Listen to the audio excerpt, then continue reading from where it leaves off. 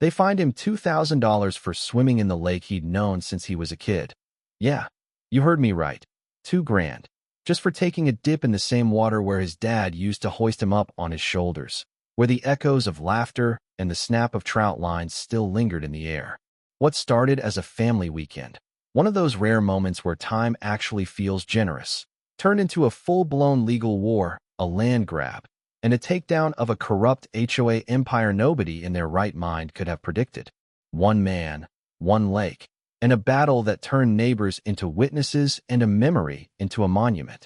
I can still feel the bite of that mountain water on my skin, sunlight shattering across the surface, kids yelling how cold it was, my wife on the shore with her phone out, laughing.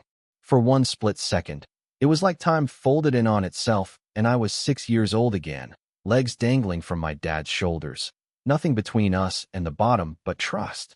This was our first summer weekend back at the old log cabin in West Creek, the one my grandfather built with his own hands, every nail hammered in with the kind of pride you just don't see anymore. For us, Harmon Lake was more than a body of water. It was memory made physical, a place where every ripple carried a story. First swims, first fish, first fears conquered. It belonged to the land and to anyone who loved it enough to remember. So, when I spotted the security guard standing by the pine stump, blue HOA polo gleaming in the morning sun, I figured someone had just wandered off the trail. But then his radio crackled and a white Range Rover rolled down the gravel like it was royalty. Out stepped a woman with sunglasses sharper than her tone, and before I knew it, she was barking orders at the edge of the lake, clipboard in hand, tablet raised like a badge of office, all smug and official. "Excuse me, sir, you need to get out of the water immediately. This is a restricted amenity." I half laughed, thinking it was some kind of joke. I told her, "Ma'am, I've been swimming here since I was 6. My family's lived over that hill for 3 generations." She didn't blink. "If you're not part of the HOA, you're trespassing." She took my picture right there. Me, waist deep in the lake, kids splashing behind me, then walked off like she'd settled everything. 2 days later, I'm at the kitchen table with a thick, white envelope in my hand, gold HOA crest gleaming. Certified mail. You are hereby fined $2,000 for unauthorized access. Repeat offenses? Legal action, restraining orders. My wife's face went pale. My daughter wanted to know what was wrong. I lied, told her nothing, but the truth was burning in my chest. That lake was part of us. Now some clipboard queen was trying to make it hers with a picture and a policy. I didn't sleep that night. Kept replaying that scene. Her sunglasses, the tablet, the certainty that a piece of paper could erase decades of belonging. By sunrise, I was wide awake and angry in that particular way you get when someone messes with your roots. I pulled every deed, every map, every dusty folder from my grandfather's filing cabinet. Topo maps with coffee stains from the 70s, survey records, property boundaries, so old the paper was brittle. Nowhere did it mention Willow Pines or their precious HOA. The lake didn't even exist as a private parcel in half the documents. In 1979, the county map listed Harmon Lake as a natural resource, owner, none, jurisdiction, gray area. But by 2015, some lawyerly annotation crept in, subject to access agreement. Legal landmine, that phrase. A little digging, and I found the real gem. In 2011, the heirs of an old farmer had signed a use and maintenance agreement with the HOA. No sale, no transfer, just deliberately vague access rights. The more I found, the clearer it got. The HOA was building their empire on paperwork and bluff. I took it all to the county recorder's office, where a clerk named Valerie just shook her head. "You're not the first to ask," she said. "Nobody actually owns the water. Never have. The shoreline, sure, but the lake's always been a gray zone." I left with certified copies, feeling more powerful than I'd expected. But the rabbit hole didn't end there. Late that night, my hunch paid off. A shell company called Harmon Lake Community Services LLC, registered the same year as the agreement, run by, get this, Karen Dwell's husband. No website, no services, just a P.O. box and a paper trail. Their supposed lease was the HOA's basis for controlling the lake. I called my friend Cindy, a lawyer who makes shark attacks look gentle, and she didn't even blink. "This is fraud adjacent," she said. "If you buy the actual land around the lake, You own access. And in Montana, that's most of the power. That was all I needed. Within 2 days, I tracked down the two folks who still owned slivers of shoreline. One, Walter, a 90-year-old in Arizona, just wanted the tax burden gone. The other, Louise, a widow, needed a bit more convincing, but with a fair price and a handshake, it was done. Suddenly, I owned 65% of Harmon Lake's shoreline, meaning, by law, I controlled the access. The irony was almost sweet. They'd find me for trespassing, so I bought the lake out from under them. Next, I made it public. Heavy steel signs at every trail, solar cameras, a new gate, and a floating barrier across the water, all reading private property, entry prohibited. I even filed an updated name, Riverstone Waters, Private Natural Reserve. It wasn't just a lake now, it was a sanctuary.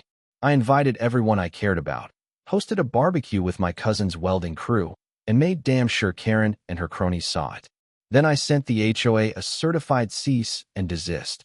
Remove your signs, take down your platforms, or face criminal trespass.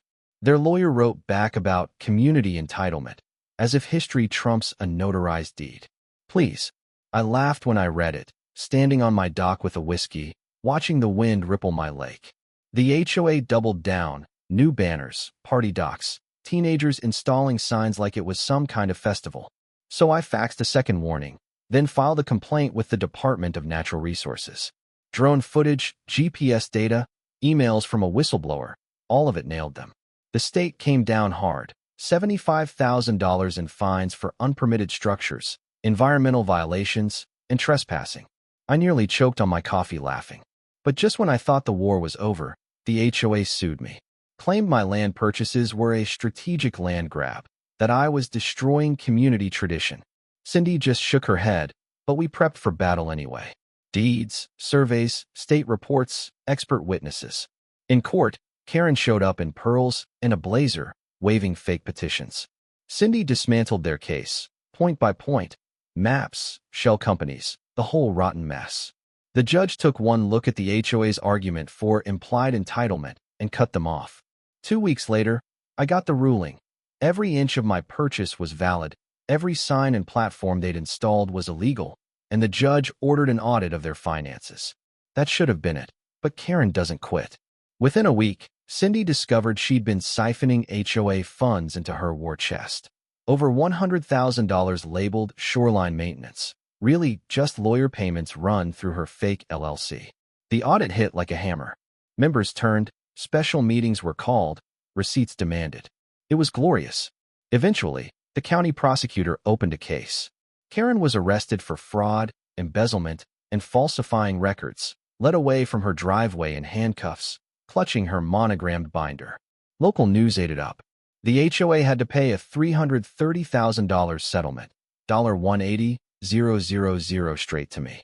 Did I smile when the check came? Maybe.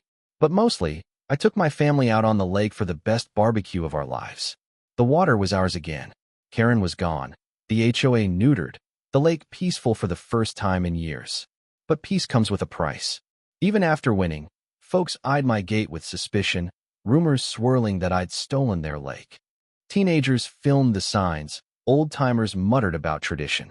So, I built a website for Riverstone Waters, offering access to anyone who asked, so long as they weren't tangled up with the HOA and treated the place with respect. It was a bit of an olive branch, a bit of performance art. Some folks took me up on it. Glenn's grandson caught the biggest trout of his life, damn near cried. Then came a reconciliation proposal from the HOA, filled with buzzwords and a clause to regain access for $1. I laughed, then doubled down. Trail cams, motion lights, even a retired ranger named Jake and his lab, Scout, patrolling weekends. The final touch? A hand-carved plaque on the old pine. This lake taught my children to float the way it taught me to stand. This water belongs to memory, not to meetings and minutes. Someone vandalized it, of course. Tar across the carving. I pressure washed it clean and took a photo. Kept it on the fridge as a reminder. Winter came hard. The lake froze. The HOA limped through meetings. A new president sent me a sheepish Christmas card, but I knew quiet never lasts. Sure enough, Jake spotted a trespasser with bolt cutters in January, but by then I'd set up enough sensors to know before anything serious happened. I started wondering, what would it take to protect the lake forever? Cindy found a loophole. Private landowners could designate their property as a conservation preserve, locking out the HOA permanently under state law. We filed the paperwork, hosted an inspection, and in a matter of weeks, Riverstone Waters became a private ecological sanctuary. The HOA could never claim access again. That spring, we threw a party for old friends, neighbors, anyone who'd ever cared about the lake for the right reasons. A floating flag in the middle read, "You can't own a memory, but you can damn well protect it." The HOA watched from the road. Let them. By summer, the place was truly ours. My son and I built a new dock. My wife hosted a festival. Word spread, but nobody tried anything. Then, out of nowhere, I got a letter from Karen. No apology, just an admission that I'd turned the lake into a monument. I slid it into my grandfather's old binder and went down to the water, the moon bright overhead, the plaque shining where I'd had one last line added. We didn't inherit the lake. We earned it. And I meant every word. You know what I mean? Now, tell me, do you think I was right to fight back, or did I go too far? Where do you draw the line between community and control? Drop your thoughts below. I have a feeling this story's not over.